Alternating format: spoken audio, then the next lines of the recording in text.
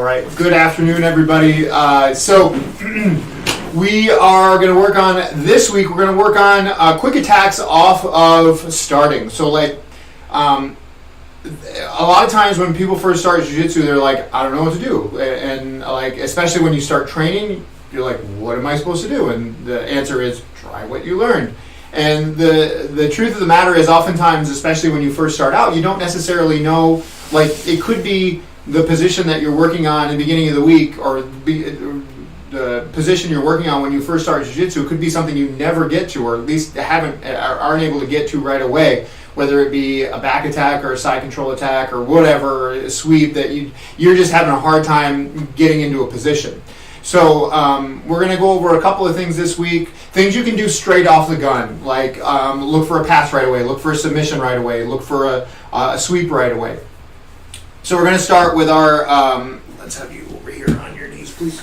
We're going to start in our, like in a stance where we would look like to begin training. And it doesn't necessarily, like obviously, everything that my partner does, I have to be able to deal with. Meaning, if she starts with both of her knees down, I need to be able to have a set of attacks or a set of sweeps or or something that I want to do right from this position. If she starts with one leg up, I got to be able to do that. So you can tailor anything to what you want to do. You just have to know what the outcome is, and then work your way back in order to get to that position. So one of my favorite techniques from starting that I really like a lot, that have a fair amount of efficacy with. I try not to overuse it, because if you overuse it, you become a one-trick pony and everybody looks for it when you start. But there are times when I will do this exclusively for extended periods of time, just because I want to kind of tune it up a little bit.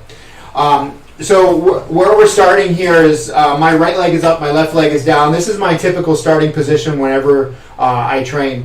We shake hands, and then we begin. So what I'm going to do with the hand that I just shook with, so let's do that one more time. So right here, the hand that I just shook with, don't be one of those tap and go people. I'm not a fan of that.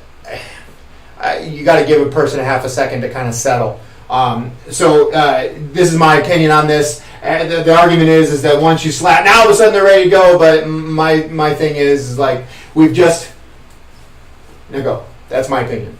Anyway, so from here, I take the hand that I just slapped with. I'm gonna reach on the inside, find a hold of her elbow, right like so. Don't grab.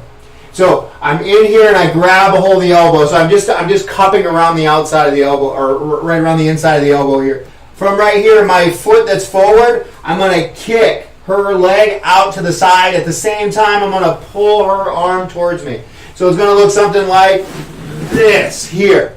So I extended her leg and pulled her forward. We're going to do this from a different angle in just 1 second here. From right here, I reach and I grab a hold of her thigh.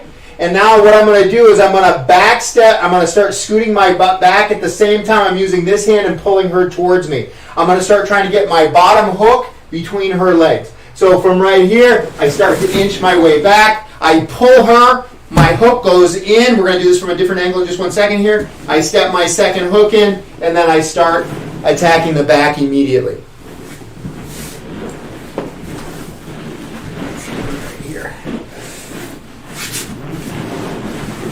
So, we shake. I give her half a second to kind of get her wherewithal. You have to. No, you've shaken hands already. From here, I reach the inside hand, grab a hold of the elbow. My foot goes to the knee. I'm kicking out and away and pulling her forward.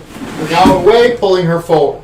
From right here, my hand comes over the top. I find her hip. Now I'm going to start backing away. I'm going to hip escape, a minor hip escape, as I'm pulling her over. So I'm hip escaping, I'm pulling her over. From right here, my second hook goes in. I then go for my seatbelt grip. One more time. Let's do it from the bad angle, the backside angle. All right, so last time from, could you move that just a little bit, the camera angle? I appreciate that. Thank you so much. So from here, we give her half a second. I reach, foot, kick and pull, hip escape, dragging my foot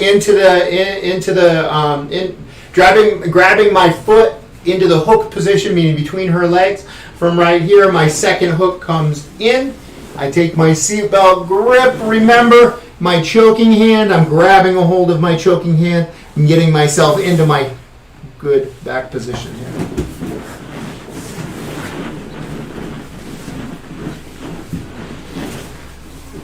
Ready? I think so.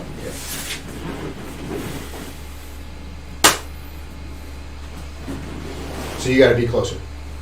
Okay. If you have to slide in like that, you're already losing.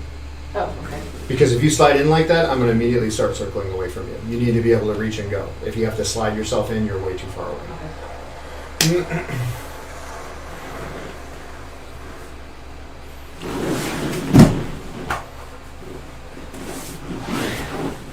So so come back forward a little bit, right here. So you're gonna hip escape away, and you're gonna pull with your hip, pull your hip towards pull my hip towards your left knee. There you go. That's it.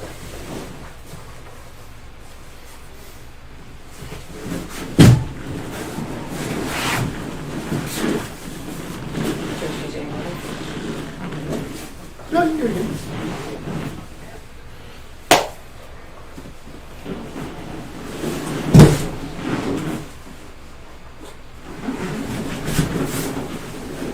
Very good.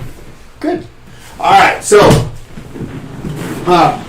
that is our move for today. So just a couple of things on that really quickly. Number one, when you reach to grab the inside of the elbow, you can either cup the elbow or grab a hold of material, gi or no gi, whichever one works better. Sometimes you'll be able to grab a nice handful of material, which is always nice. A lot of times you'll just be able to get the elbow, which works perfectly well. Next, when you're cupping the hip, remember to hip escape. Little movements. It's not all one movement and then going in, because that's nowhere near realistic.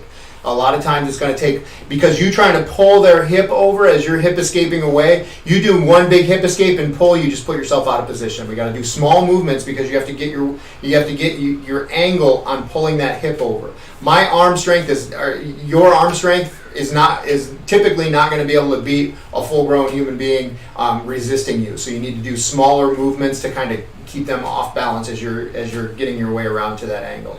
Last part of it is, remember, whenever we take our over grip, meaning over the shoulder, we're grabbing our choking hand, not the reverse, which is a bad habit that I've formed over the years. Anytime we have an arm over the shoulder, that is the grip that we make, so that if our hand gets peeled, we're able to get our choke in. Very good. So, as a reminder, we are here Monday through Friday at 2 p.m. Pacific Standard Time. That may be changing in the near future. If that does, we will definitely make an announcement. We also have Chelsea running our yoga stream Mondays, Wednesdays, and Fridays at noon Pacific Standard Time, and our Jiu-Jitsu stream runs at 2 Pacific Standard Time Monday through Friday. So yoga Monday, Wednesday, Friday at noon. Jiu-Jitsu Monday through Friday at 2 p.m. Pacific Standard. Yeah. Thank you guys so much for being here. You guys can check out all of our other videos. We have all of our streams pre-recorded, or our streams are recorded and posted, so the material is available for you all. Please be sure to smash that like button on this video, subscribe to the channel, and comment in the comment section below what worked for you, what didn't, and if there's anything you want to work on. We also have a Discord chat that we would be happy to watch your video, and Chris would be happy to help you with any technique or anything that you guys are working on. Be sure to follow us on Facebook, Twitter, and Instagram at Heart and Soul BJJ, and we hope you guys have a great day. Awesome. Thank you guys for joining us today. We will see you tomorrow.